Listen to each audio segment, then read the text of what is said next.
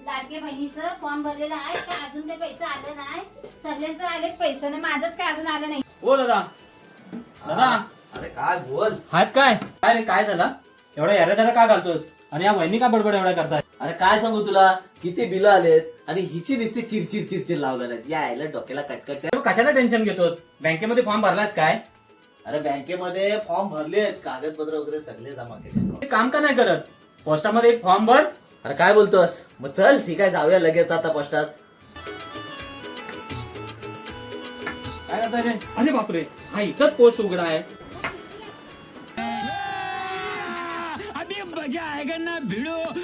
ए दादा, अरे इकडे इकडे इकडे पण जायची गरज नाही, कारण हा पण इथंच पोस्ट उघडा आहे.